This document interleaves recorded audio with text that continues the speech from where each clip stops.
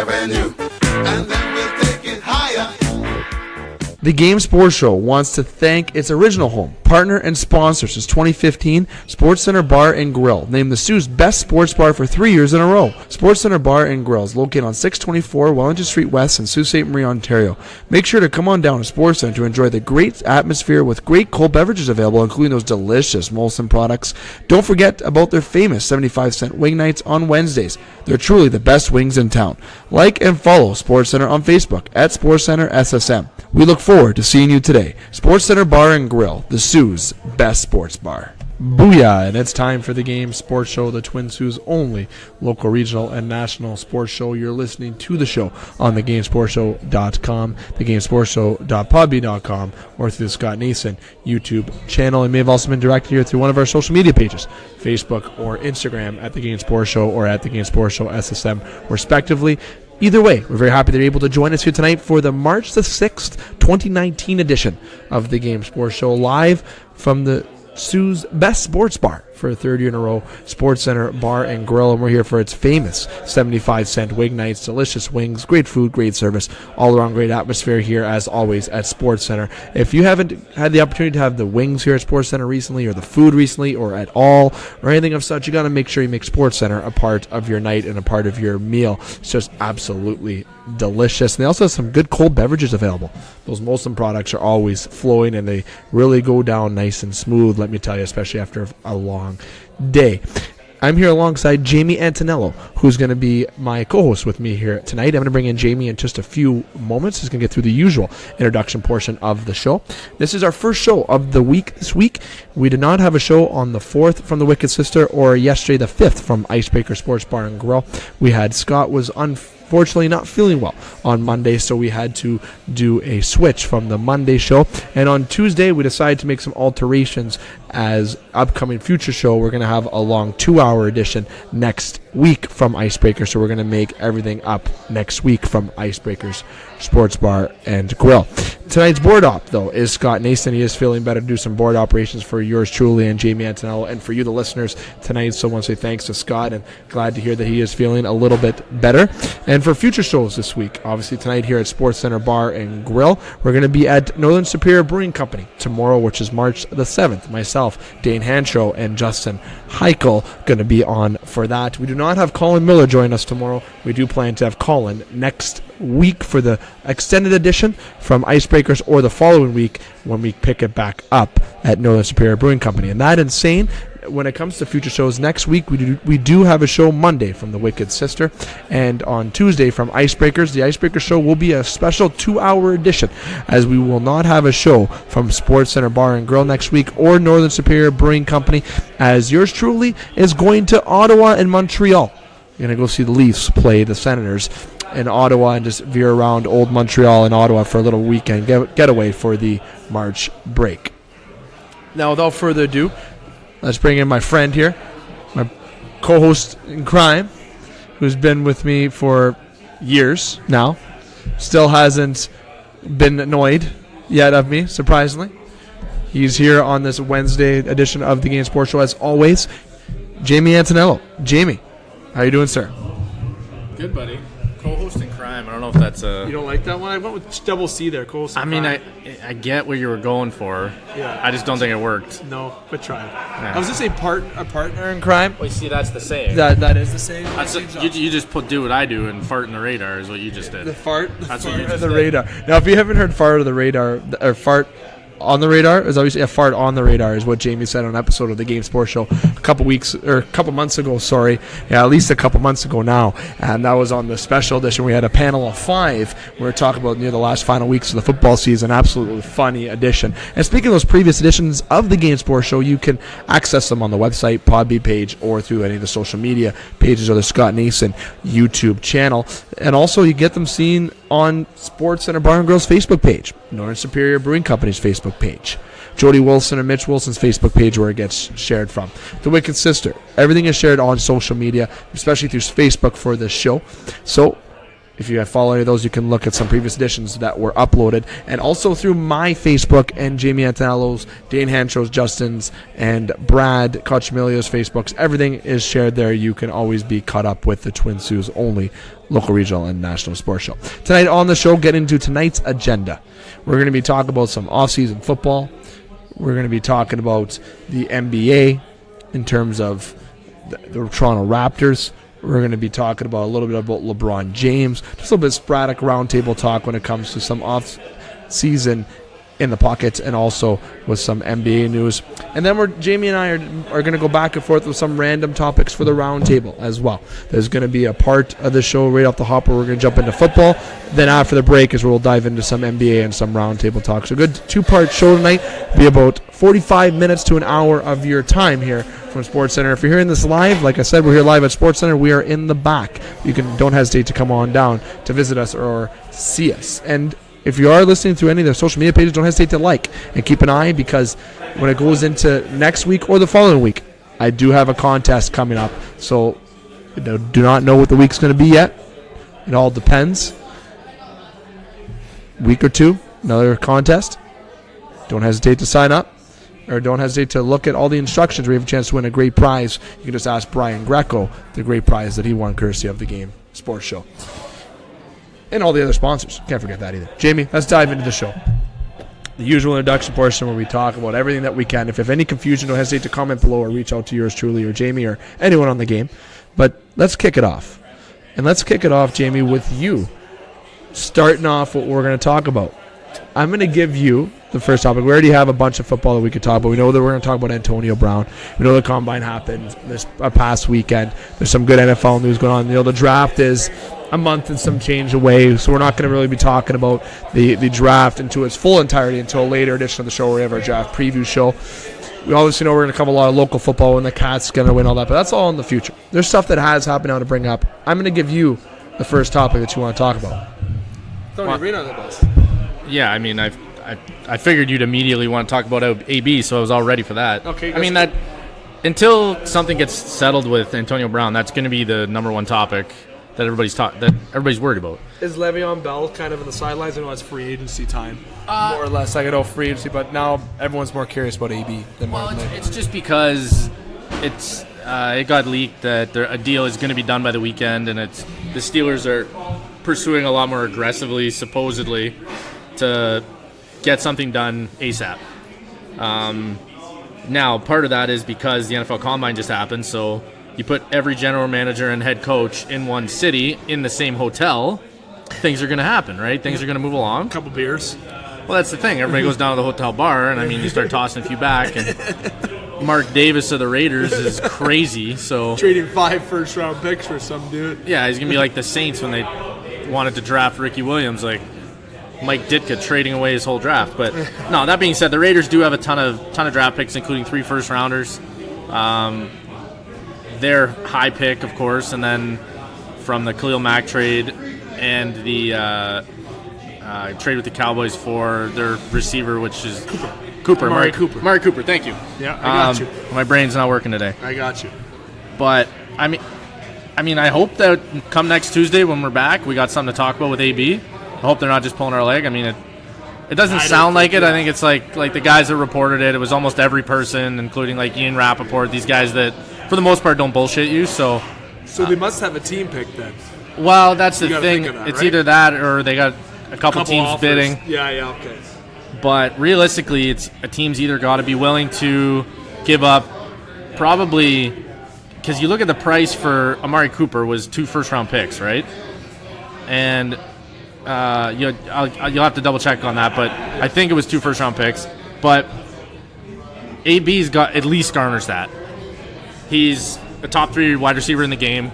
Entering last season, he was the number 1 receiver in my mind. Does the age throw that off at all? How old is he? Like 31? Yeah, I'll get his I don't think it's an issue. He keeps himself in shape. He's never had injury issues. He's had off the field stuff this past season for the first time, really. Other than that, he's 30. July 10th. He'll be 31 on July 10th. Okay, so he's still in his prime. I don't think there's any issues whatsoever. But the Raiders obviously have the most picks to throw at a team. And then there's a rumor of them trading with Arizona for the first overall pick. And that would lend me to believe that they really, really love somebody.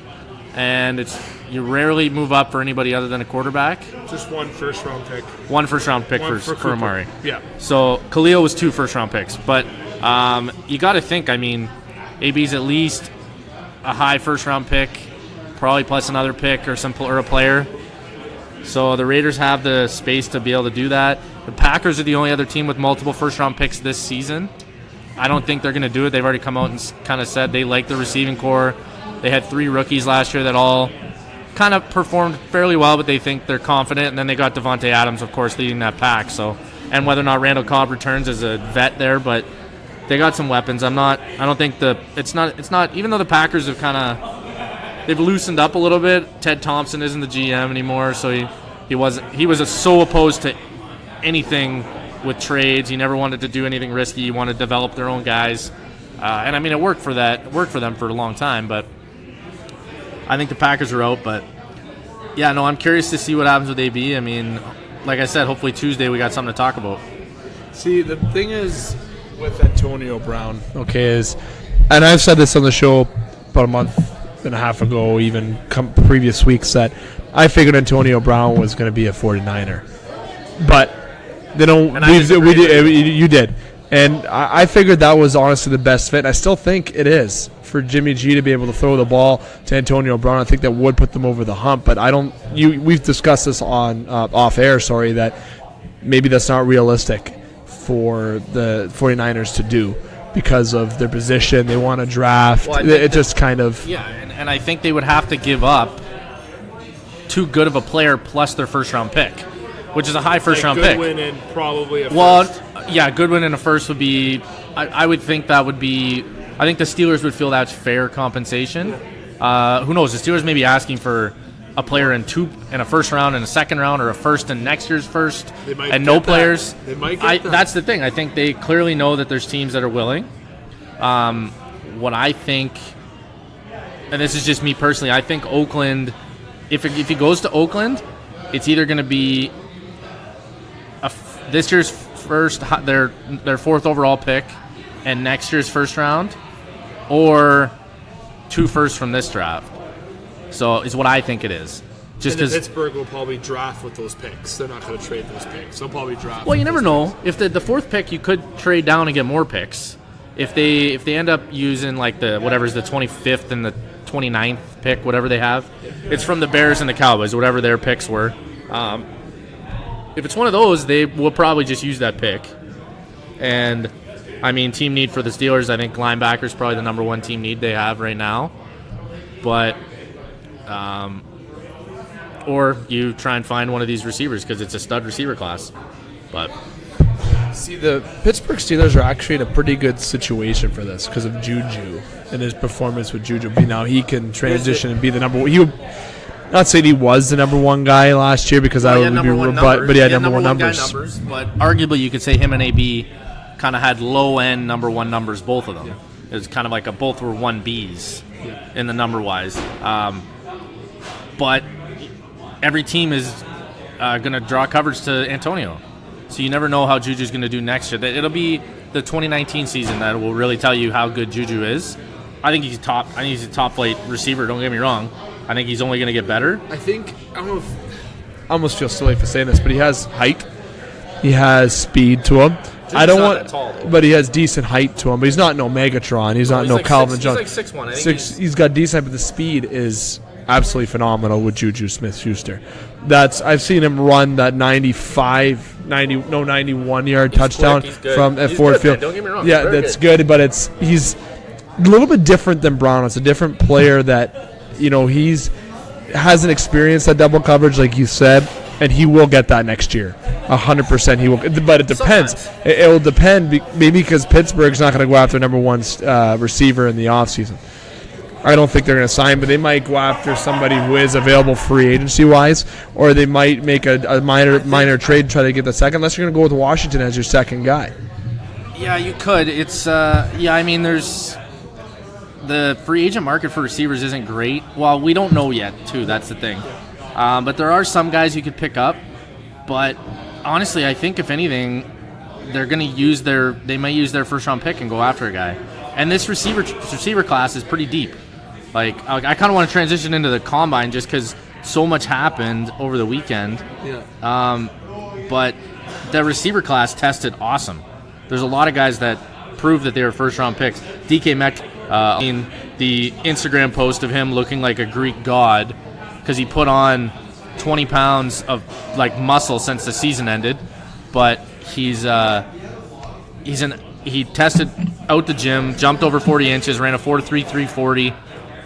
His lateral quickness was not great, but route running is pretty good. But he's a big dude, can move, and he has great tape from Ole Miss. So I think there's a lot of teams that are going to go after him in the draft. But other guys from the combine that really performed, there's always winners and losers. Unfortunately, the running back draft class isn't like, there's no superstar like Saquon was last year, right? There's nobody there that's the top ranked guys. Josh Jacobs out of Alabama, who wasn't even a full-time starter at Alabama, and unfortunately he had a groin injury, so he didn't participate in any drills. So, but to be honest, a lot of the running backs ran slower than they needed to maintain their draft stock.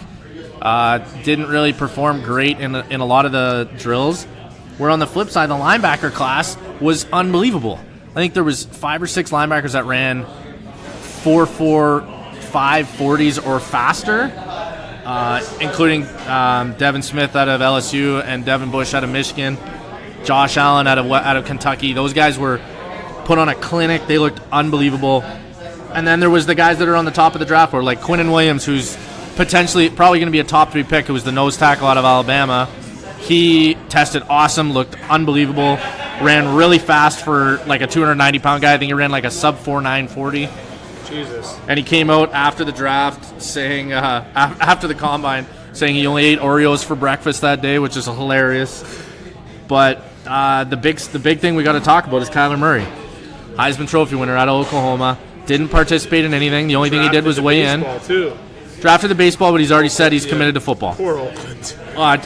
Billy Bean, man, he's just probably watching Moneyball and crying in his office. God. Poor guy. Should have went to Boston. Should have taken the deal. Should have taken the deal. But no, Kyler Murray. So he weighed in and did his height.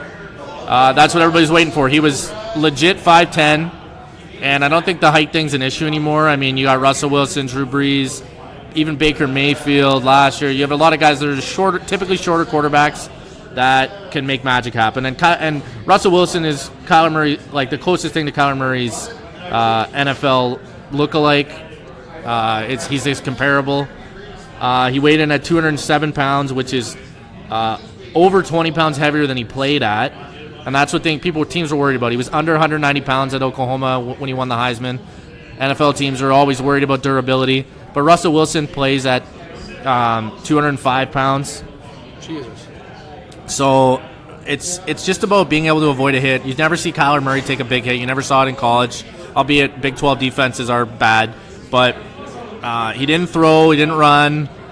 Apparently he didn't interview well, but a lot of people are coming out now and saying he did interview well. I don't think that's going to make a difference. A team is going to fall in love with Kyler Murray, and if they have a high pick, they're either going to talk to the teams above them, say, look, like, we want this guy, we're either going to trade up, or if it's a team like Arizona who's got the number 1 overall pick, they may just go for it. And they may pull the trigger.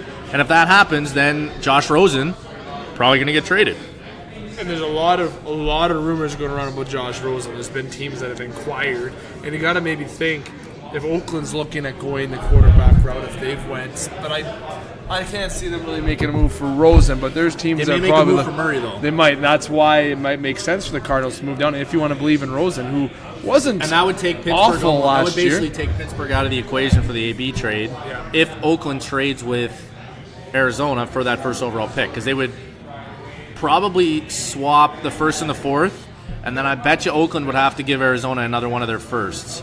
So either that or a player or something, but you don't see a lot of player trades when it comes to trading straight up draft picks. You don't see them teams throwing in a player as much. But here's the thing: free agency is March 13th. The NFL draft is like April 25th or something. So we got like 5 and a bit weeks of, like, okay, who's signing who before the draft happens. You're going to know by that point, okay, who's filled their quarterback needs. Is Josh Rosen gone from Arizona? If that's the case, you got to bet Arizona's taking a QB first overall. So you got to think that if Cardinals trade Rosen before the draft, like let's say when free agency pool opens up March 13th, they trade Rosen on the 20th of March. Let's just throw that date out there. You got to think that they're keeping that first overall pick and going with Kyler Murray.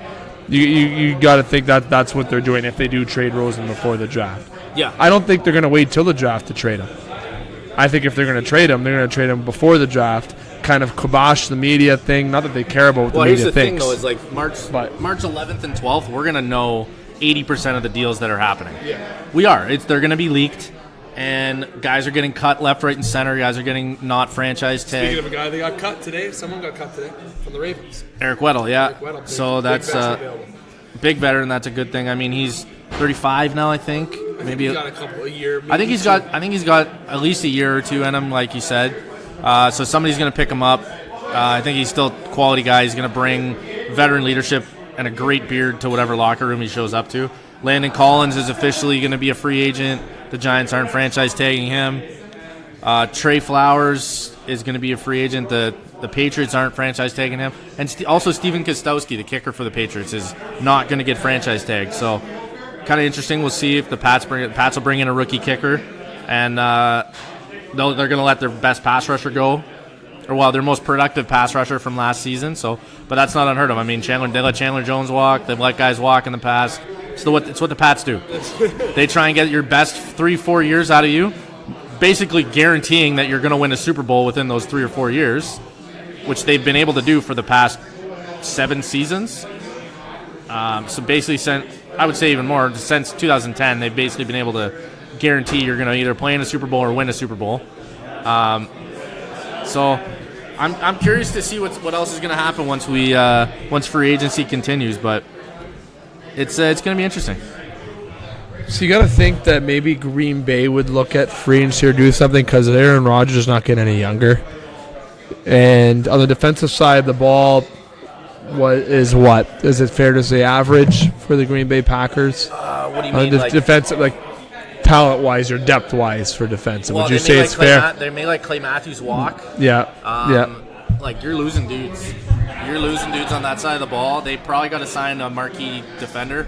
A lot of people are thinking that they may use one of their first-round picks and do some trades, get creative.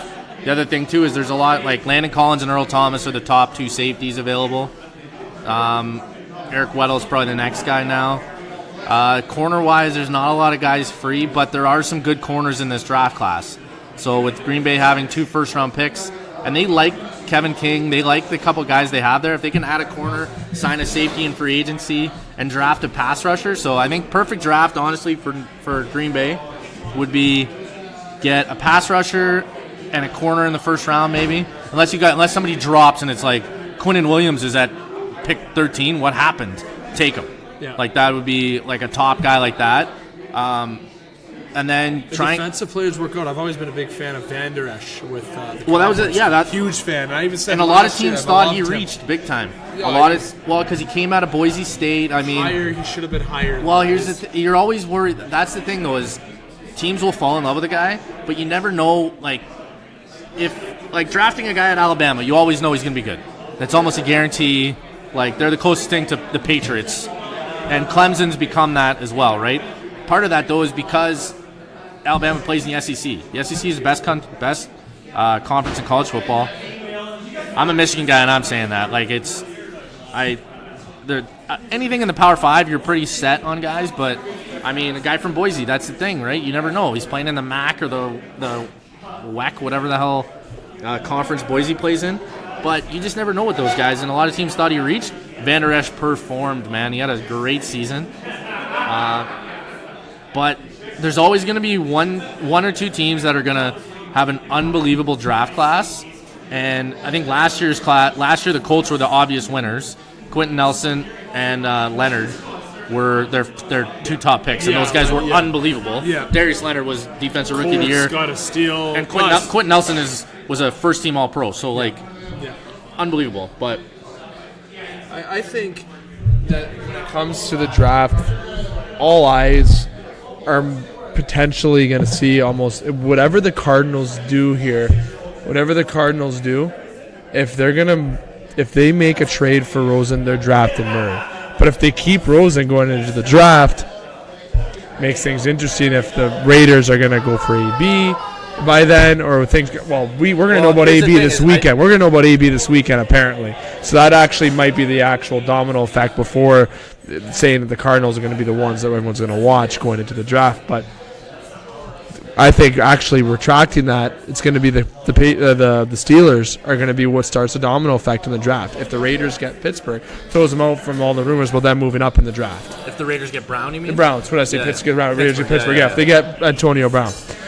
If they don't get Brown, let's say Brown goes to the Niners or goes to Not going to the Niners, but or the Packers or Not going to the Packers, but goes good to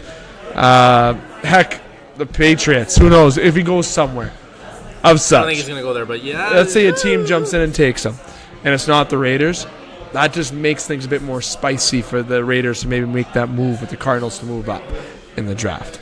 Everything will be a domino effect starting this weekend with AB that apparently, according to Sportsnet and Instagram today and Barstool and things, we were told the weekend and I saw Friday is what else. So we should know by Friday. It is. So it's going to be by Tuesday next week we'll have an idea where Antonio Brown has went or has gone. Yeah, and like you said, I mean, unless he goes to Arizona or something crazy, or Oakland, we're really not going to be able to narrow down what Arizona's thinking up to that point. Just because they could do a number of things, right? Like, they could keep the pick, use it. Whether or not they're going to get rid of Rosen, we don't know yet. So it's going to be interesting. I mean, this is that time of year. It's a lot of speculation. Now, would you get rid of Rosen? I don't know. It depends on what Cliff Kingsbury likes. I mean, you got a brand new head coach. I think Rosen, he had a tough year, man. I mean, but here's the thing. But he didn't have the best team around. Well, here's what Arizona's hoping happens. They're hoping they become the LA Rams. Because Jared Goff with Mike Fisher as his head coach, or Jeff Fisher, sorry, as his head coach. Mike Fisher, I know my what bad. size, hey, we can Jeff say Fisher. something. Jeff Fisher's his head coach. No disrespect, Jeff. They were terrible, complete trash. Had a terrible year. He didn't start the whole time. Neither did Josh Rosen this year. Struggled through it. You got it out. Bad team overall. Not great. The Rams get McVay. Fire Fisher. Get McVay. Immediate change. Sign some free agents. Some guys step up on defense. New offensive system. New offensive play caller. Quarterback coach. Quarterback guru. Sean McVay. Young guy. Gets it done. Right? McVay was 30 when they hired him. 30. He's turning. I think he just turned 33 now. McVay did, but that's what everybody's hoping for now. That's why I think 7 of the 9 head coach hires were young, offensive-minded guys, and a bunch of them were former quarterbacks or QB whisperers, QB gurus, whatever you want to call them. But we're gonna see whether or not that works in Arizona. Here's the thing: I think if they're gonna do that, if he's gonna commit to Josh Rosen and they're gonna go with him. You gotta go deep. You gotta go somebody like Quinnen Williams, number 1 overall. That's my opinion. I think he is dominant player. I think he can be a force for you on defense. He can really help. I'll put it this way, his NFL comparable right now is Aaron Donald, which is hard to do, but that's the guy, size, position, strength, like the way, like body type, that's what they're comparing him. You got to think if Pittsburgh makes a trade, that's who they're eyeballing for sure in the defensive end of the football. I don't know if he fits what Pittsburgh wants to do defensively, though, because he's an undersized noser from what Pittsburgh would want to do, because he's under 300 pounds. He's not a Casey Hampton or a Vince Wilfork guy that they want to play a full plug at the middle. They want to have big 3D linemen and then 4 awesome linebackers. I still think Pittsburgh needs to get a linebacker or an edge rusher that can be a linebacker. I think that's what they got to do. See, the draft is in April. Free agency opens up on the 13th of March. We'll have all, essentially, everything basically arranged by the 13th, or the 12th, sorry, and the 11th, 80% of that, as Jamie said a little bit earlier. We'll know a lot of things. But the big thing is that we're keeping an eye on, especially here on the Game Sports Show and yours truly, is Antonio Brown will be wearing a different jersey next season. But that makes something else come up to conversation, like someone who's put through the back burner. Le'Veon Bell, who apparently has also been tied to Oakland. But I'm going to stick out right now. Get both of them. You can't. But I will say right now that if there's a team that needs a runner, a team that needs to sign somebody, and people in Michigan are going to like this, the Detroit Lions need to make a splash. And I think their best bet is to do so by signing Le'Veon Bell. That's another one I'm very curious about. And your Detroit Lions have been starving for success. And if they're going to do it, it's now. And with Patricia at the helm, I think that would absolutely do wonders, especially signing Le'Veon Bell. And I wanted to say, with Bell, that would really enhance that offense in Detroit. He would, obviously. I mean, you're giving a shout out to Lions listeners.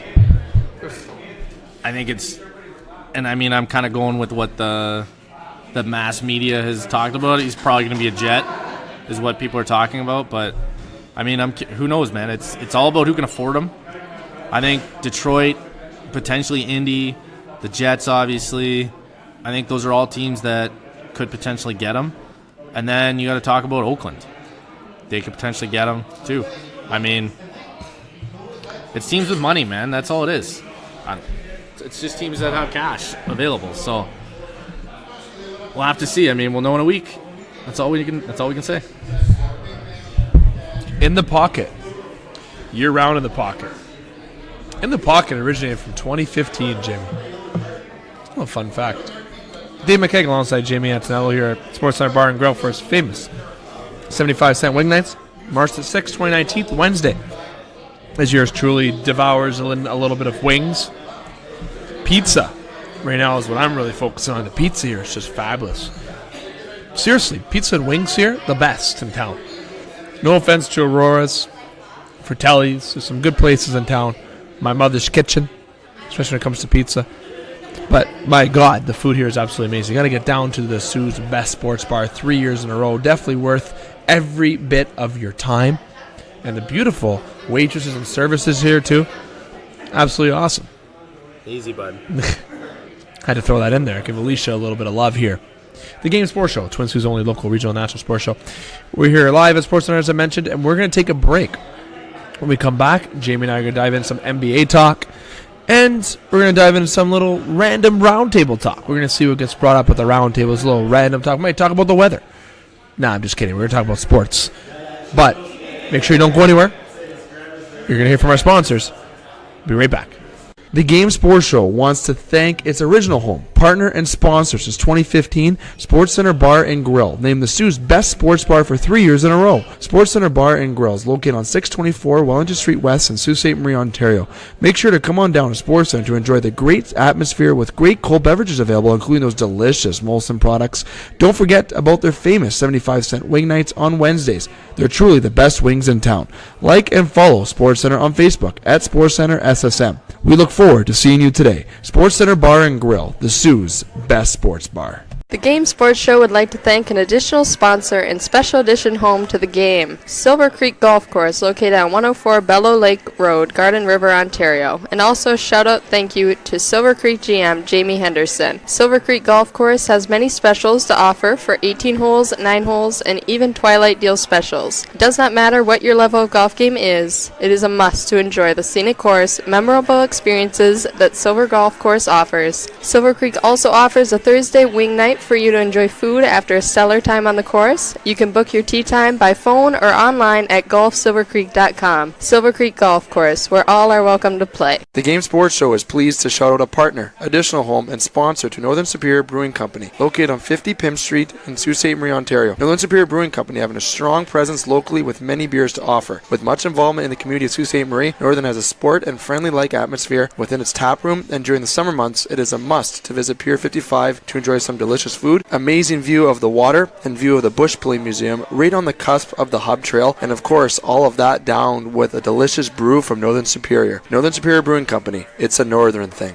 Get Wicked Catering from the crew at the Wicked Sister. We like to think of ourselves as foodies. While our favorite foods are paired with a beer tasting at the Wicked Sister, you can now have the same creative menu for your next catered business luncheon, family get-together, wedding, or holiday party. Our white truffle risotto appeals to your gluten-free and vegetarian guests. Add sautéed shrimp or freshly grilled chicken for a pop of protein. Or let us build you a custom menu to suit your needs. From plated events of 15 to buffets for 200, the Wicked Sister will cater your event with tapas, snacks, cravables, or a full sit-down dinner. The Wicked Sister, where you'll be treated like family, whether you like it or not. The Game Sports Show would like to thank a list of additional sponsors. North Shore Sports and Auto, new location located on 647 McDonald Avenue, Sault Ste. Marie. A family-owned and operated business with doing business in Sault Ste. Marie for over 10 years. Loads of products available for your enjoyment for all seasons. North Shore Sports and Auto, we understand the importance of quality service and products, and we work hard to ensure that all customers have a positive experience before and after each and every sale. North Shore Sports and Auto, meeting all of your new and pre-owned equipment needs. Special thanks to Salon. The Salon, located on 589 2nd Line East, Sault Ste. Marie, Ontario. Owned and operated by Mike Cuglietta. Book your appointment today at 705-941-9191 or via online at https://thesalonsioux.as.me-. The Salon, making the Sioux beautiful, one haircut at a time. As well as a shout out to the Superior Pro Shop. The Superior Pro Shop, located inside the Community First Credit Union Superior Arena on 285 Northern Avenue East, Sault Ste. Marie, Ontario. Owned and operated by Jeremy Paquin and ran by Larry Monroe. Superior Pro Shop, for over 40 years, meet all of your skate sharpening, skate repair, and hockey needs. Also to Discover the Canvas. Discover the Canvas, located on 317 Wellington Street West, Sault Ste. Marie, Ontario. A beautiful new renovated building owned and operated by expert artist and Sioux native Katrina Thibodeau. Katrina taking her talents of the ink in Sault Ste. Marie and truly creating the best and most realistic art locally. Call Katrina today at 705-450-8099 or email her at discoverthecanvas@gmail.com to book your tattoo or consultation today. This is Andy Frost, and you are tuned into the only regional sports show in the Twin Saults, the Game Sports Show. Welcome back to the Game Sports Show, the Twin Saults' only local, regional, and national sports show. We're here live at Sportscenter Bar and Grill, the Saults' best sports bar for 3 years in a row. Going to part 2 of tonight's show. I'm here alongside Jamie Antonello, as I've been from the start, and we had an action-packed discussion there about the offseason in the NFL with our In the Pocket segment. Give your comments below and feedback on what you thought about Jamie and I, and if you want to get into the conversation. Jamie and I love hearing back from listeners, if it's through comment, if it's through Facebook, whatever it is, don't hesitate to give us the feedback. Where do you think Antonio Brown is going to go? What do you think the trade's going to be? And what does this do to the Pittsburgh Steelers? Does it make them contenders still? Do they better themselves by getting a bunch of picks, if that is what they're going to get, by removing some of the drama? I am going to say something, speaking of listeners, and also another host of the Game Sports Show, whose name I'm not going to mention because I don't want to throw that person under the bus. And no, it's not Jamie, nor is it Dustin. There was a person that said that Antonio's, basically saying it more friendly, he kind of said that Antonio Brown was a, let's say, kind of a hothead and kind of a negative feel for the room, for the locker room. Both him and Le'Veon Bell. And it might improve the overall, let's say, Why wouldn't you characters. Just throw whoever it is under the bus? Who cares? That's not a slight against them personally. That's just a hot take. Dane Hantrow said that. Was he going to be mad at you? I don't know. I like to be official. But I would tend to agree based on how they are in the media, 100%. And didn't he have like a gray mustache? And a blonde. Okay. He also talked in that interview about he's basically sandbagged his value because he said, I could walk away from football. I don't really care about it that much. He's basically trying to sandbag his value so that the Steelers get less. It's a wild situation. Oh, you must love everything. I really think that his antics might be good. To be fair, I don't think that's going to hurt. So you kind of agree with Dane that his antics are too much, and maybe it's good for Pittsburgh. Probably teammates have come out and said like they're over it. Him and Le'Veon. More so than what happened with Le'Veon. Oh, Le'Veon, they're taking his Big gear. Ben's on a radio show in Pittsburgh every week, bashing AB and talking shit. I mean, I don't think he's handling that well either. No, but he's I not. think it might have been Juju had a comment. He was just like, I just want everything to get settled so that we can get back to football. So when guys are, I mean, it affects guys. I mean, you can't help but hear things or like be like, okay, like I get it. You want the best. You want the most amount of money to provide for your family, all that stuff. But still, it's going to take a toll. I just wanted to throw that in there. I didn't throw that in there in the last part because I just wanted to start off our second part like that, a little bit of fire. And Dane, I'm not throwing you under the bus. I thought I would have been, but I guess Jamie cleared the air with that, you know, maybe it would be good for the locker room. And if the Steelers can get 2 first-round picks, my God, might be a good thing, especially since he's turning 31 this year. Megatron retired at 31. Saying... Retired too early, though. Very much too early, did he ever. But we have more to talk about here on the show. The NBA. And we're gonna tip it off with the Raptors. The Raptors, had a tough loss against the Houston Rockets yesterday, 107-95. They battled back though. Here's what I'm gonna say: they had a slow start in that basketball game. Yeah, slow is an understatement. Dude. Very, very much of an understatement. They were outscored 32-18 in the second quarter. The only reason the game was close because of their third quarter, they outscored Houston by 20 points in that third quarter. That's the only reason. And Harden was missing shots, but I mean Lowry had a bad game. Danny Green didn't do much offensively. Kawhi had okay. 26 points, did what he could. But still, Kawhi was. I mean, you think he was 10 for 22. He only was 1 for 5 from 3, I think. Kyle had 8 points. Yeah, but he was 0 for 5 from 3, and he was like 4 for 17 or something ridiculous. Like, he just had a bad night. Yeah. Those things happen, I mean, but still, you got to play better than that. I mean, they have 2 days off, and then they play New Orleans, so they're trash. So, I mean, you got to hope that you get a win there. Get back into the win column would be good because the Raptors had a big win against Celtics, good win against Portland. Now they've lost 2 in a row between the Pistons and the Rockets.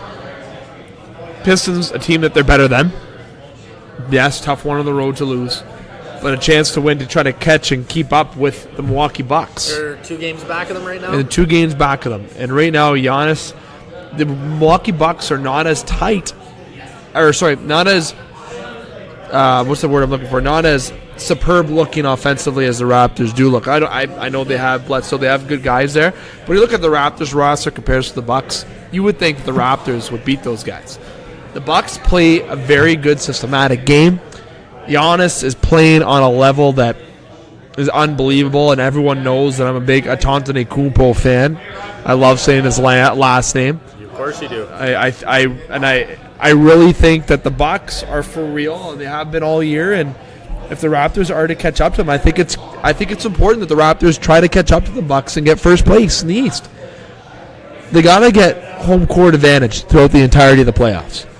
I think that's extremely important. And if you finish second, it's not an issue per se. But the Raptors have had success against the Celtics. They've had some good success against those teams. Indiana. If they go against Philadelphia, they've also had success there. But I would rather see the Raptors finish first, have this at the home court throughout the entirety of the playoffs, and then see the Bucks play against Philly in the second round. That's kind of what I'd rather see them. If Philly for sure finishes third. Here's another thing to consider. And I've been on the home court thing all season, just like you have. It's pretty much locked in at this point that the Bucks and the Raps are going to be 1 and 2. I don't think that Boston can catch either team at this point, nor can Philly. So if they're going to play each other, it's going to be an Eastern Conference Final. Here's the thing: the last time that a team one and done in the first round and then made it to the final was the Raptors in 2016 when they lost to Cleveland. And before that, I think it was like at least 10 years before that had happened before. So it's a rare thing to do. Now, being the 1 seed in Milwaukee is what they are seeded at right now. Yeah, they got the firepower to do it. I mean, and if Giannis gets hot, who knows? Crazier things have happened. Oh, he's a freak, man. He is. He's the Greek freak, man. He's so, but that's something to think. That's something to think about, though. The Raps will have home court for the first 2 series at least, if they make it that far. Will Milwaukee make it to that point? Because here, if everybody beats everybody, if there's no upsets in the first round, right now Milwaukee's going to play Philly. We're going to play Boston. Philly's dangerous, man. Yes. Oh, extremely. That's a scary team to play. I know the Raptors have played well against the Philly this year. Playoffs are a complete different 100%. But you got to think that if there's potential, if you're a Raptor fan, and I know both you and I are, that they could still have home court throughout the eastern side. He brought in Kawhi, all right, who is superb defensively and offensively. He's just all around. Yeah, he's averaging 27 points a game this year. Yeah, unbelievable. They brought in Serge Ibaka a couple years back based on his defensive Danny ability. Green came over in the same trade with Kawhi. He did, and Danny Green is a three-point specialist, but also has extreme skills on the defensive end of the ball. This team with Gasol there now too. Well, defensively, they should be juggernauts defensively, let alone offensively. You're forgetting about is the development of Pascal Siakam. Oh God, spicy! How awesome has he been this year compared to last year? The jump is unbelievable, unreal. And then you got. I wonder why they wouldn't. Well, and Freddie VanVleet's hurt again. Yeah. So once he's healthy, come playoff time, your depth off the bench is awesome. Norman Powell's playing well. Jeremy Lin's playing all right off the bench too. Jeremy Lin has fit in fairly well since he got there. Yeah. He gives you a little bit of energy off the bench. He can play shooting guard, point guard role, similar to what Norman Powell does. They can, because the Raps like to go 3 guards a lot, and they have enough rotation to do that. But hey, man, I like this team. I do. Hey, and I think when playoff time comes, people say, I don't really care where they. The best thing Nick Nurse is doing right now, not to cut you off, but the best thing Nick Nurse is doing right now is playing around with line combinations and playing around with different 5 guys in the court all the time, because that only helps you. Yeah. Only helps you. You know, like, guys know how to play with everybody, but it's different. Once you get under the lights and it's a legit game, practice 5-on-5s are different than lining up to play Milwaukee. It's way different. So I think we're getting there. Once you get to the playoffs, it's a 7-game series, so even if Kyle has a shit-tastic night like he did against Houston, that's 1 game out of 7. Then you got to hope he just doesn't string 2 or 3 of those together, and you'll be fine. Kawhi really hasn't had a bad night all year either. So no, he's been and steady. I think it's because of their rest management with him. I know people think that's foolish. I really don't think it is. You make the Eastern Final, it's not foolish. It's not. If you get to the championship, it's not foolish either. Definitely not foolish if you get to the 3rd round, like you said. But imagine, they are looking at this too. A perspective is they can sell this to Kawhi too, saying, "Hey, we're going to manage you. We're going to take care of you. Think of your future." And that's what it is. And the Raptors' depth, young, special talent. This team's been good for over a handful of years. The East, and this is going to transition us to the next topic.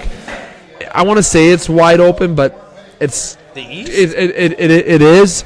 But you got the Bucks and Philly and the Raptors and the Celtics, so the 4 teams that are the favorites. And you can't count out Indiana. There's some teams you can't count out. They got Detroit. There's teams you can't count out in there.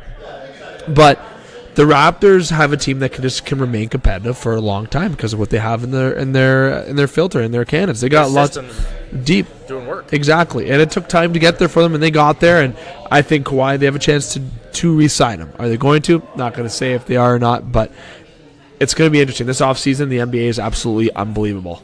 Okay, and this is going to transition us to the next topic. The Raptors' next game, they play against New Orleans, as you said. That will be on Friday at 8 o'clock. Then Sunday they play Miami in Miami. Dwayne Wade with that shot against Golden State. How sick was that, actually? Okay, anyway, so getting back on track here. I want to talk about Kevin Durant. Okay, which is going to lead us towards LeBron James. It's going to lead us towards that topic I said we're going to talk about. There's a lot of speculation that Kevin Durant, even his teammates, know that he's out next year. When he went to Golden State, I called Kevin Durant a coward on live radio. I said that he's a coward. His legacy's tarnished. Still not the worst thing that the media's ever called him. No, he's won multiple rings and finals MVP. So I don't know what legacy he tarnished. Maybe I look like a fool. I get it.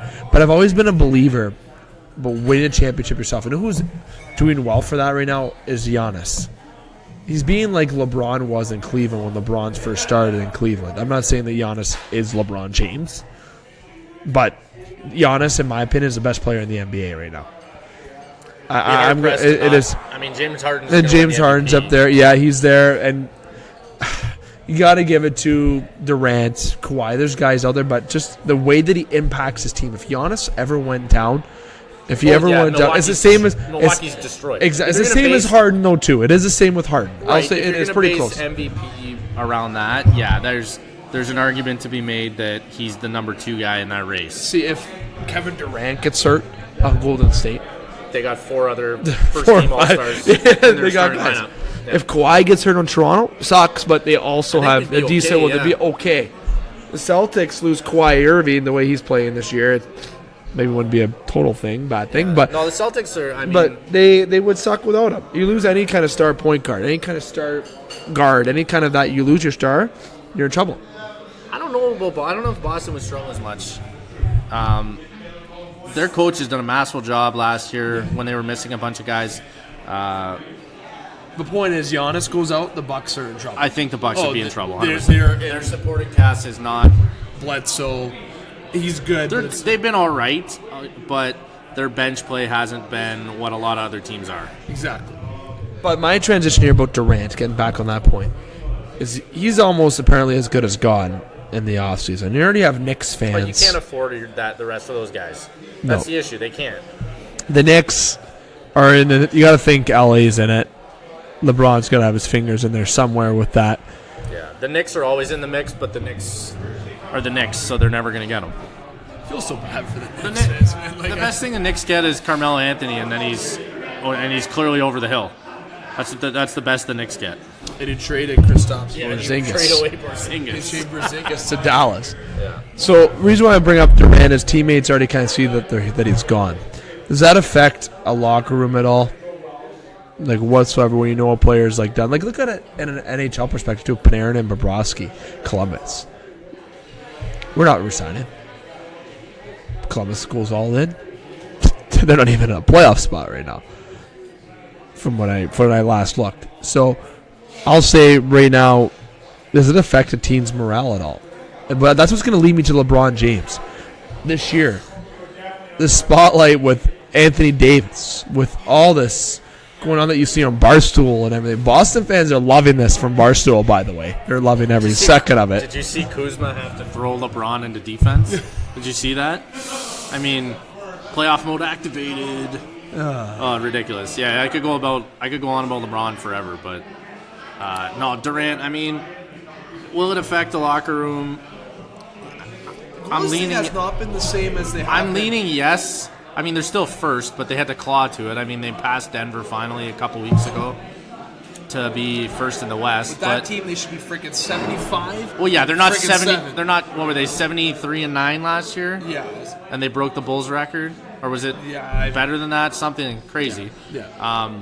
They were one game better than the Bulls were in their record-setting season, which I think was 72-10 was the Bulls' record-setting season. So unbelievable. But good team the Bulls had that year with Well, I mean, Jordan. There's the thing though is like you look at certain guys that, and I mean Jordan's a GOAT. You don't even talk to me about LeBron. I'm sorry. Like to get into the MJ versus LeBron debate because everybody does it, but it's and sure Jordan had Pippen and you had guys on those teams, but you can't tell me that. And it was a different era. Free agency was a lot different. There wasn't. I mean, you still had egos and you still had different opinions and guys being divas and all that. I just think it's been amplified with social media in the past 10 years. And I don't think for the better in the NBA. I think for the better in a lot of things, in a lot of ways. But I think the NBA is, and I've talked about this on the podcast before, that I would hate the chemistry and the atmosphere in an NBA locker room, I think there'd be very few that I would like. Well, here's the thing, because they have a bigger salary cap than the NHL. They have the lowest roster in professional sports. You have guys that can sign super max deals once they stay with the team, which I don't mind as much, because I mean you're showing some loyalty and your team believes in you and you're a superstar for your team. But, like, fuck, you're making, like, $55 million a year. It's crazy. You know what the best locker room might be? Is the Bucks. Maybe the Raptors because of how tight they are, but the Bucks and Raptors, I think they have a very tight locker room. Yeah, and I would argue to say, like you said, the smaller market teams. Toronto's not a smaller market, but, I mean, there's just something about these guys, I think.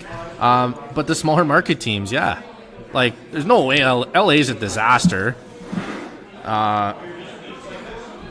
Golden State, not good. Like, Philly, who knows? I mean, Boston's a disaster with Kyrie and all that crap right now, but I think the rest of the Boston team is good. But, yeah, I mean, I think it would weigh on you, but I think the guys in Golden State, I think they've realized, like, okay, we've had a special run. I think we can do it again. And nothing lasts forever. I think if those guys are, like, tight or they respect Durant, and here's the thing, and I tell, like, even when we coach youth sports, and Dave, when you play junior hockey and everything, you don't have to like every teammate, but you got to respect them and, like, be able to get along with them on the team. And, like, when you start a season in training camp, tempers flare, you get new teammates, whatever. There's going to be fights in training camp and stuff, but as long as you can work that out and you can respect your teammates and get along and move forward and realize you're doing everything for the betterment of the team, you're fine. Is Golden State's locker room like that? Maybe, maybe not. If it is, then I think they're fine, and I think they realize, okay, we can't afford to keep him. There's guys that are going to stay, like Steph being number one on that list. And, I mean, I just don't know, like, if they're going to be able to keep Clay even either. I think Clay and Durant are gone. I do too. I don't think they're going to be able to afford them both. And I think Boogie's out of there too. So it'll be Draymond and Steph. They may be able to.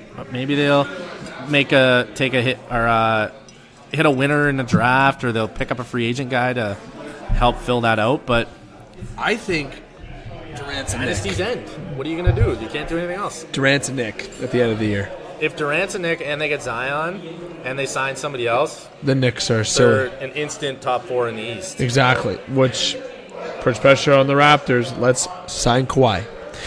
And I want to go quickly to LeBron. Okay, then we got to have a round table talk. I quickly want to go to LeBron. Has this been just a dramatic year?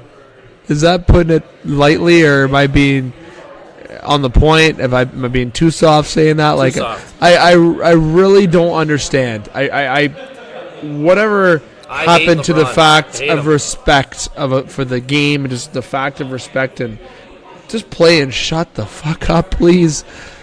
My God, I don't even think Rodman talked that much when he played. Rodman's fucked now, though. Yeah. Oh, he's an there's a thing he was talking about three-ways and stuff on a thing. Yeah. On Barstool. Okay, we won't have to get into that because we're not a Triple X show right now. But I'll say right now that I think LeBron and this theatrical stuff that's going on in LA, it is really Hollywood-esque.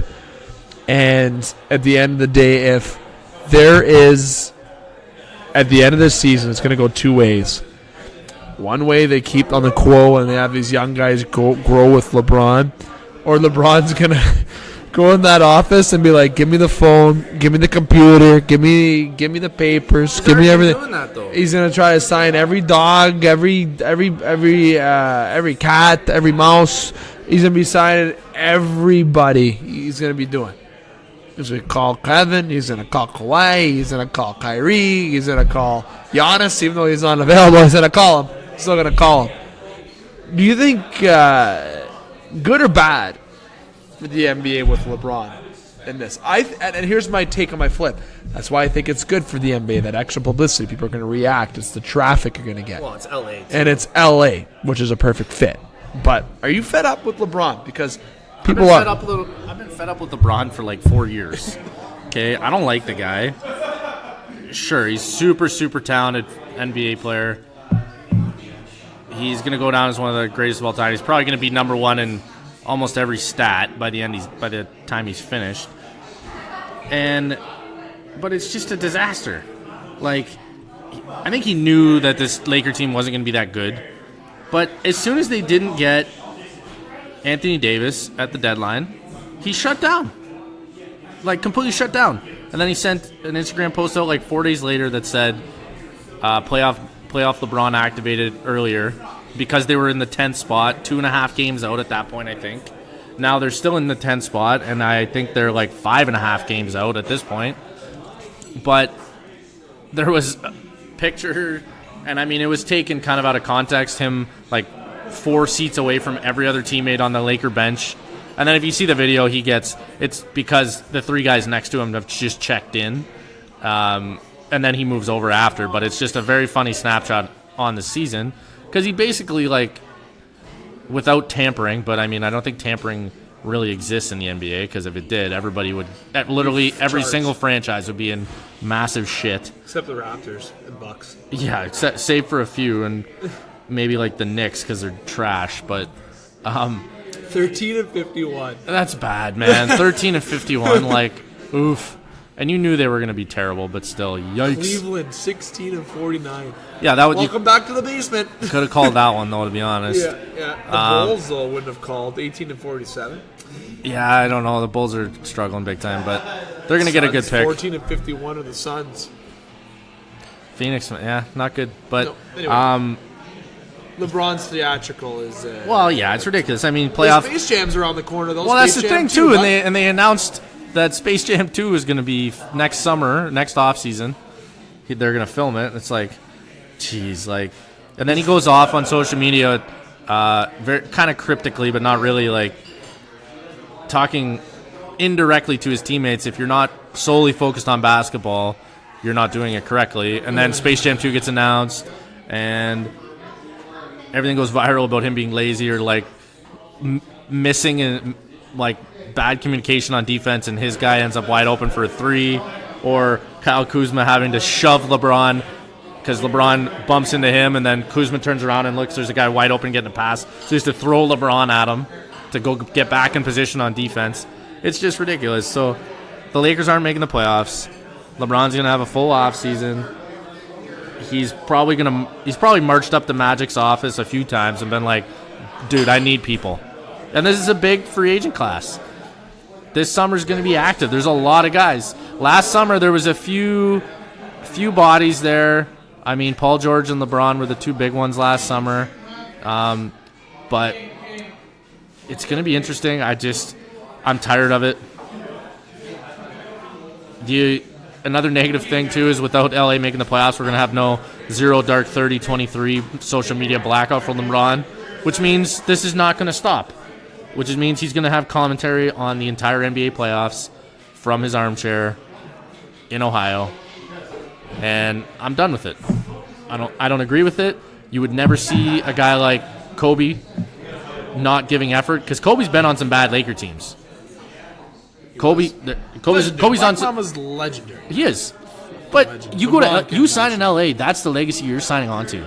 I'm sorry.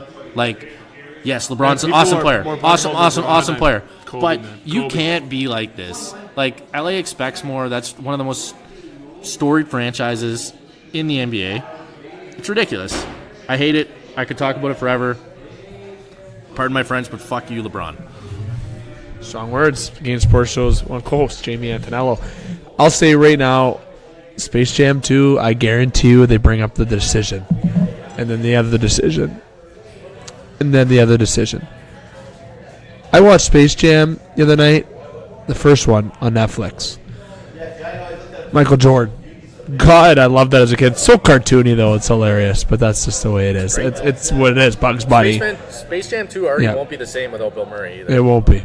And I kind of don't like the project idea. I know everyone's trying to make money, but you gotta should kibosh it. Just let it go. It did well for itself when it first came out. And Bill Murray played that final game against the Monsters, man. Came into the game, gave Michael Jordan the ball, slam dunk from half court. Big win, MJ. Big win. Man, it was great. I just remember being a kid in elementary school and like not knowing how to feel about Lola Bunny kind of at the same time, and lots going on there. Don't ever call me doll. Don't ever call me doll. Man, I don't know. You just don't know how to feel. And the crop of retired NBAers that they had in there, including Jordan at that point. He was that was during his year off when he was playing baseball. So And then he went back to basketball right after. That was kind of his Run 3 in a row. It was kind of like his announcement back into basketball almost at that point.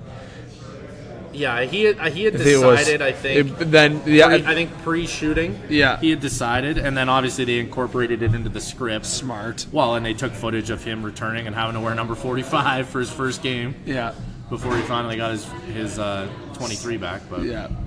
So now this transitions me into two topics on the roundtable we have time for quickly. Celebrations in sports. Okay, so I want to talk about celebrations in sports. Are you a fan or not a fan? I'm a fan. Do you love when people celebrate in hockey? Are you a fan when people celebrate in basketball? People in football. Are you a fan of the celebrations? Is it key to keeping the game, or should it be? Well, here I'm a fan. A sacred, or does it depend on the sport? I mean, I think it's hard to make a general assumption about it. From a football perspective, I mean, I could get a little bit more specific when you talk about sports. The NBA is hard to celebrate when it's not a stoppage. Because, I mean, if you hit a massive three and you start selling and then they turn it around and get a fast break opportunity against you, like then off semi-pro. Well, then you look like a retard. But hockey's different. I mean, if you're selling a goal all you want. Who cares? Unless it's like, if it's 8-2, okay, you can kind of relax. I saw Mitch Marner's PSA yesterday. Don't worry. How not to be a plug. But if you haven't seen it, good watch. Very funny. It's only a minute long. Actually, I haven't seen it. I haven't seen it. It's pretty basic stuff. Don't roll your bag into the rink. Stuff like that. So, okay. Yeah, pretty basic stuff. He only says like 5 things, but one of them is don't sell you when your team's up by $1 million. So, Don Cherry probably loved that just to dig at the Greyhounds again. But, no, I mean, celebrations otherwise, I mean, I love it in football. There's certain things that go too far and guys get flagged for it, and I mean, you just learn from it, but I think it's hilarious. Otherwise, I mean, there's a time and a place for everything. There's certain things you shouldn't celebrate, but I mean, you get in basketball and if you posterize a guy on a dunk, celebrate all you want. Just don't get a tech. That's all I can say. I'm a fan when it comes to I'm saying when I'm backed up. When I played, I had a celly in hockey that I always did, just an arms out, leg up. But I've always been on the cliche: if you've done it before, like act like you've done it before. There's something to be said for that. And there is, and there's a lot of things to do that. When it comes to CFL, they want the celebrations of the CFL, and the right? NFL's gotten a lot more lenient, but the CFL, there's almost no rules on celebrating. They encourage teams of celebrations, and the NFL got a lot more lax this past offseason, leading into the 2018-2019 season. So you saw the team celebrations. Basically, every time the defense made a turnover or something, the whole team was celebrating with them. So, and this is going to transition me from the selling and professional sports to the last round table topic we're going to get to. Are professional athletes overpaid? Now, okay, everyone's going to be like, okay. And the reason why I bring this up, look at Manny Machado. On my previous edition, I talked about when we did the Northern Superior edition last week. It was actually the week prior is when we kind of talked about Manny Machado going to the Padres. But then Bryce Harper goes to the Phillies. 13 years, $330 million, 25.7 per. That's a lot of money. 3 extra years of Machado. A-Rod started all this nonsense with this big contract in baseball that people want to remember. He signed a 10-year, $300 million contract. Giancarlo Stanton signed the same contract. Wasn't Stanton 325? I think Stanton was 325, but you have. I know your point. I get your point. You get close if not. Manny Machado signs same contract. Bryce Harper, same contract. And the contract was 325. You got it. So higher. You're 100% right, Jamie. But I want to say right now, all right, baseball players are paid ridiculous money. I know they play 162 games in a year. I'm not saying they're not athletes. Giancarlo is built like a truck. All of them are athletes. It's a very tough sport to play. Football, same thing. Tough sport to play. Hockey, same thing. Basketball, you have to be cardio. You got to be shape. You got to be tall. So you got to be an athlete. You're avoiding a lot of your life. Media attention. Time away from family. Risk of injury. Especially in football, I think has to be the worst when it comes to risk of injury. It has to be. Next to hockey, it's very dangerous. Kind of people think of it as a dangerous sport. It kind of is. someone going 100 miles an hour. If you want to hurt somebody in hockey, you could. Some Olympic sports are the most. Oh yes, okay, yeah. Like skeleton, that's yes, nuts. But nuts. But if you have someone skating down the rink, or you can hit them from behind. Crashed ice, stuff like there's that. stuff like nuts. But they don't get paid as much as the NHL they don't. players. You're 100% right. And even Olympic athletes. When Jacobs won the gold, I don't know if you know the money that they got, but I don't know if it's really released in the media. But they don't make a lot of money for winning gold medals. No, you don't in Canada. They don't. States does. Canada, you don't. Depends on country. So everything's just dependent on this, that, and the other thing. But athletes in general, I want to say that they are overpaid. I think hockey players are evenly paid. Unless your name is Connor McDavid, making $13 million, these contracts are starting to get fucking ridiculous. Okay, I liked when they were $8 million and less, and they're not going to get smaller. They're not. But baseball's always been ridiculous. You're never going to get a reset. That's the issue. It's never going to happen. The only way. But do they get paid too much? It's a crazy number. Here's something I'll throw at you though: is the guys that started the players' associations, and what makes me think of that is Ted Lindsay just passed away, and he was one of the guys who was instrumental in the NHLPA, and he was always vocal all the way up to his death about how proud he is of how the league's come and how, because when Lindsay played, he got paid $20,000. It was like I think a third of what the CFL because the CFL for a long time, and it still is like that, one of the only professional sports where you can go and almost everybody in the stands is making more than 80% of the team. So, but the NHL was terrible. They got paid nothing. Peanuts. Like Maurice Rocket-Richard, he had to still work. Yeah, all these guys still had to have other hard second jobs. Some of them worked in season, like bartending and doing stupid stuff. Boxing. Well, the box. But so that was part of it. Is you're fighting for that.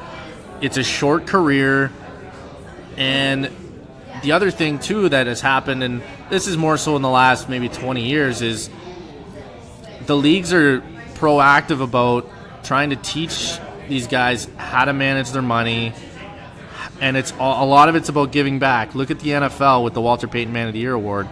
That's considered the most prestigious award every year, and it goes to a player who plays at a high level and gives back for his community and does a lot of charity work, donations, stuff like that. That's something that's huge and got to be pushed for. And there's still a lot of guys that don't do that. You see, the overpaid thing is we only really see that with the, you could say it, the 1%ers or the 1%ers in the league, right? Yeah. Because for these teams, I don't know the exact stat across the league, but the average length of an NFL career is 1.8 seasons. That's average, based on intake of training camp and guys that dress for one NFL game minimum, or make a roster, or whatever it is, whatever the stats are.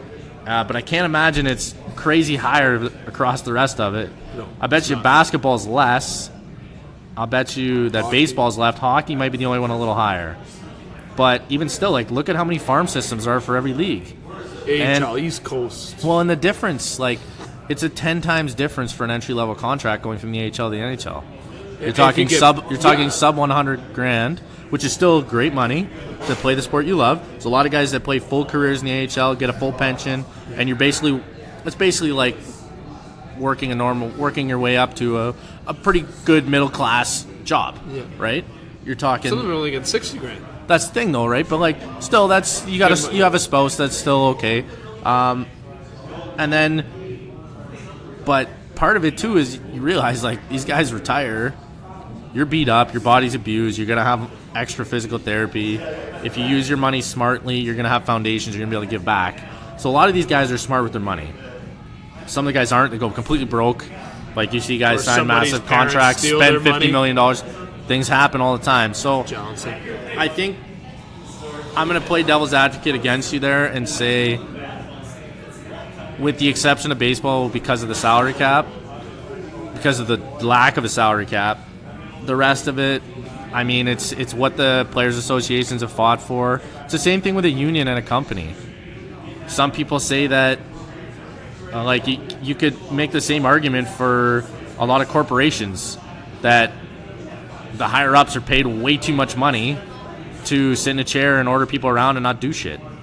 Or like you see the nepotism in certain like Fortune 500 companies that where a son born into extreme wealth gets gifted a job at 18, kind of screws around for a little bit, and then gets handed over the reins to the company by his grandfather or by his dad, and he's immediately a multi-millionaire, and he has no experience or he's no schooling, he hasn't worked his way up to whereas you got a guy who's worked there 35 years, busted his butt, or a woman who's busted her butt, and they're struggling to get up to a management position, whatever it is. So I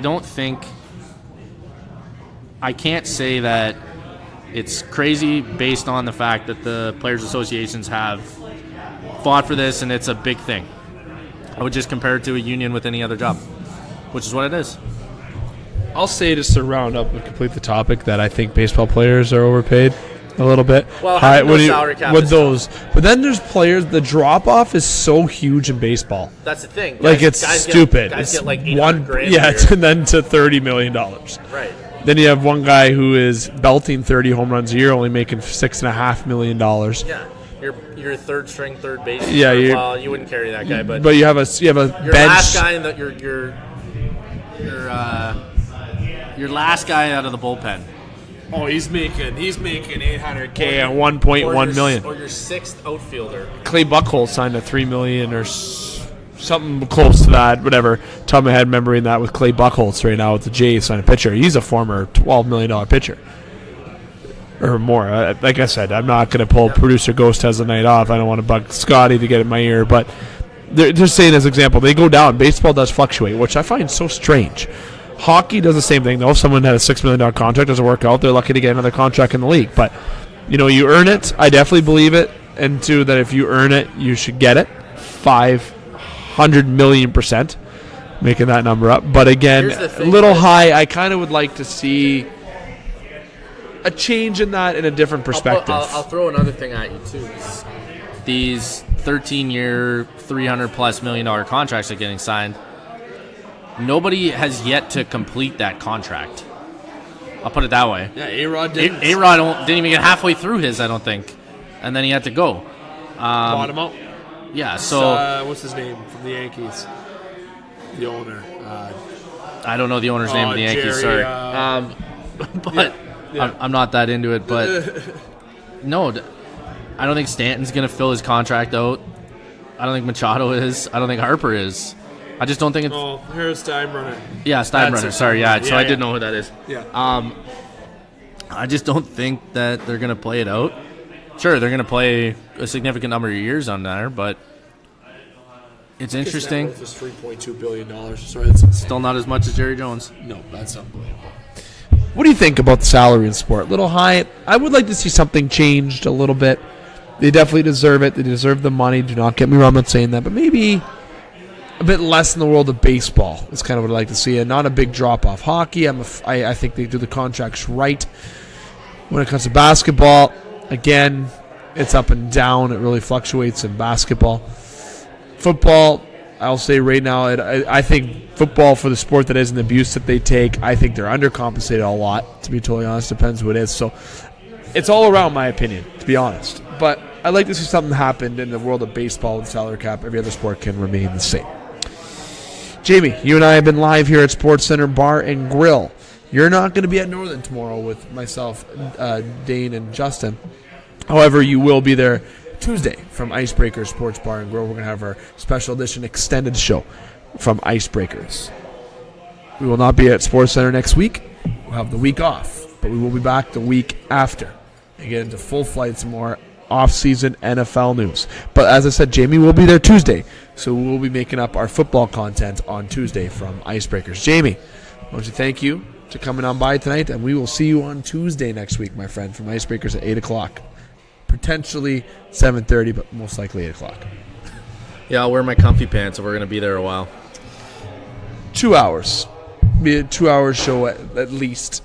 around that area. It won't be as long as that show we had 3 years ago. It was 3.5 hours. Okay, I live closer to Icebreaker, so you can roll me home. Then we have a couple of drinks there. And the reason why we have our schedule changed because I am going away to Ottawa. So it's going to be a shorter week again next week. And I know we promised 4 shows this week, but we also had last-minute cancellations Monday due to Scott having the flu.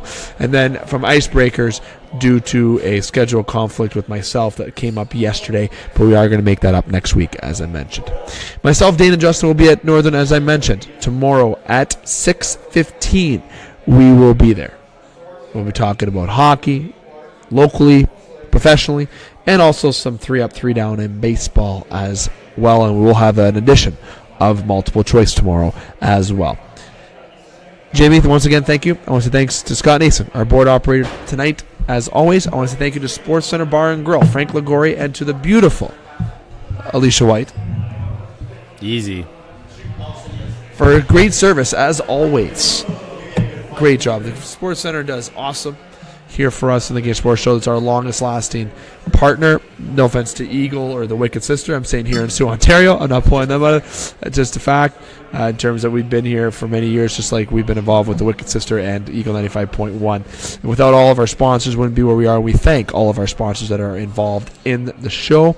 And I want to say thank you to you, the listeners, for your weekly and your each show that we upload, everything you do for us for this sponsoring and for the support, and the feedback, we definitely appreciate it. Make sure you keep an eye on our social media pages and follow them for the next contest giveaway for us to give you an opportunity to get some free goodies courtesy of the Game Sports Show and our sponsors.